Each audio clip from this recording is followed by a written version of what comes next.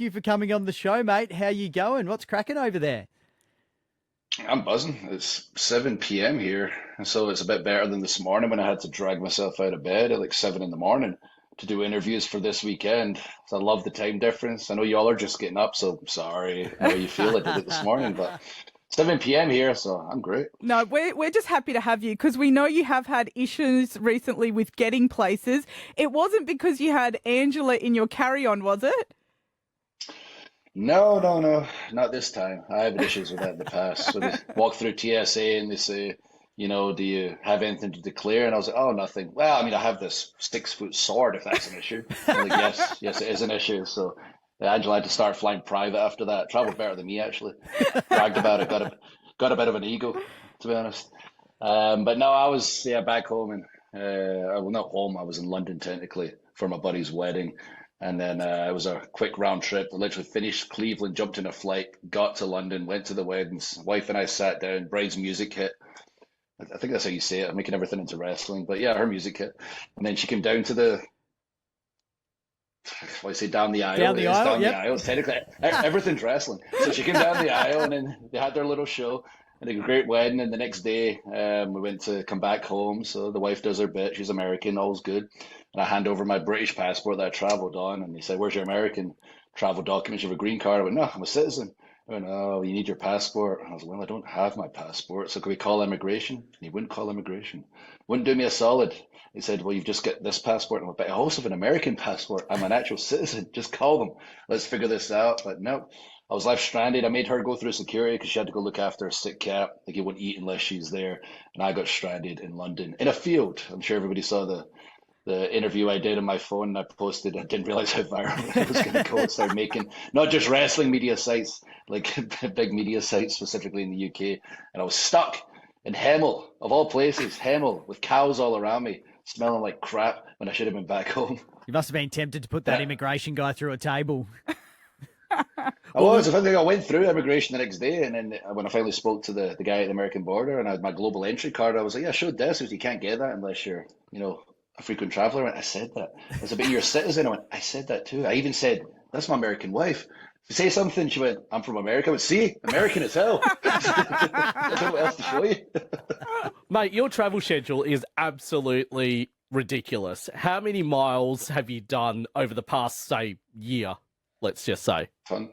Tons. I could exaggerate and say hundreds of thousands, but it might be just if you're cycling it or driving it or whatever. But all the miles in the planes and back and forth to different countries, I honestly can't even remember. Before WrestleMania, where were we? Does anyone get the schedule in front of us? I know I was in Italy, Germany football match. So I was in Italy at some point, and I was definitely in the UK at some point. I believe I was in Germany right before Mania as well. I was definitely back in Scotland at some point.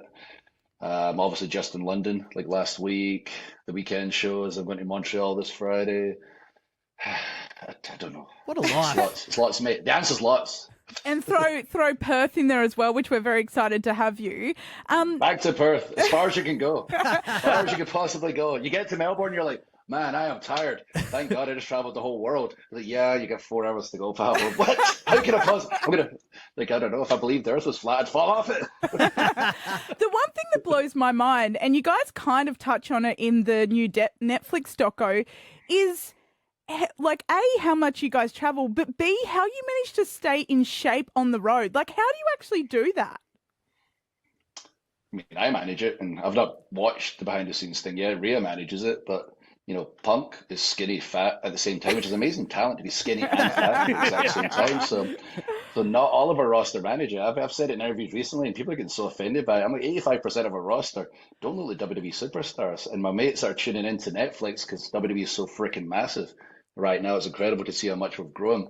They're like, "Hey, why is this guy on your show?" I showed my kid wrestling for the first time, and he was like, "Daddy, that guy's smaller than you." And I was like, "Yeah, I know I could beat him up. He looks like he should be serving me fast food or something." And I was like, "Oh, I'm so offended." I was like, "If you're that offended, you're paid for one thing: be a WWE superstar, be an athlete, get in the freaking gym. Stop being lazy, lads." I'm over here, like, increasing size, like 280 pounds, Look at that. 6'5". Like, I was already in pretty much the best shape in WWE, and I was out for 5 weeks, and I looked at myself objectively and said, "Where can I improve?" I was like, "You know what? You never followed a diet in your life, Drew. You've always eaten what you want, high metabolism, worked out hard. still one of the better shapes. So look at Randy, he's a bit bigger than me. Maybe if I dialed it in, I could do some damage. So I got a trainer, I tried a diet, gained like over a stone, like 15 pounds in 6 weeks, and also tapered the waist in. The inflammation went down in my body. I don't just look different on the outside. I feel great on the inside. We worked on mobility. My hips were so tight for years. I've been wrestling 25 years since I was 15 years old. And I'm suddenly throwing head kicks again, like when I was a kid and did karate. I was, oh, wow, we're turning back the years here. And I'm in competition with myself now because there's no one else to compete with as far as I'm concerned, especially when it comes to aesthetics perspective. Now, Drew, tell the truth. Is the real secret the fact that you've got Jellyroll on your workout playlist? I love Jellyroll's music. I keep saying that all the time. It's weird that I was like, and I love when, like someone from the outside comes in, they bring new eyeballs. If they're willing to work hard, I'm fine with them getting a spot on the show. I just didn't think it'd be in a freaking match with me. I was like, wait a minute, I'm fine with Bad Bunny and the gang coming in. If like they're bringing these eyeballs, they put the work in, they do a great job. But over here somewhere, like I'm supposed to be fighting for world titles and stuff. Like I'm the world champion written all over me, and then suddenly I'm in this match with Jellyroll. And again, it was kind of hard because I was such a big fan of his music, and I got to meet him a couple of times. He's a really genuinely nice guy. But then he cost me the match against Randy Orton. And then I wasn't going to be so nice to him. I started, laying into him a little bit verbally, and then laid into him physically, and reminded him after he did a good job at SummerSlam. He worked hard and he proved he's tougher, a lot tougher than I thought he was. But in the end, he failed epically in front of the world. And I reminded the world that just because I sing well in the shower, like amazing in the shower, doesn't mean I'm going to start a singing career. So maybe he'll think twice before he gets in a WWE ring. Hey, I wanted to ask you, you were very successful last time you were here in Perth, winning the Elimination Chamber. Do you feel the pressure now coming back? No. I'm Australia. I never feel pressure because I've been around for so long and I'm Drew McIntyre. Look at me. But also look at my resume and all the things I've been through, the amount of times I've been knocked down, got up, fought through everything. But Australia feels like a second home to me because everyone's the same. It's the same as back home in the UK, specifically Scotland. Everyone doesn't get offended. Like everyone in America, every time I open my mouth or tweet, gets offended by something. I can have the banter, can have the laugh with everybody. In Australia, I can say my favorite word of all, the C word, non-stop, and nobody gets offended. And if you really have a problem, we can fight it out, then we'll have a drink afterwards and everyone's mates again. So get a grip. So I'm excited to come back with my people. Drew, we were talking off air, Carly and I, about your merch. Your merch is absolutely brilliant at the moment, like Bored at Work, the CM Punk grave sort of stuff. Do you get much of a say as to what gets put out there to represent you? Sometimes I got to push pretty hard. This one took a year and 3 months. I had to do it 2 years in a row at WrestleMania before they'd finally release it. So sometimes it takes a lot of work. They love the ones where I'm like, I look like I've fallen out of Game of Thrones, a Braveheart or something. So they like to, draw me that way, like a romance novel guy with a kilt on and a big sword and a dragon flying around, which is cool. But realistically, most people aren't going to wear that walking down the street or whatever. So I like stuff like this that people would actually wear, in real life.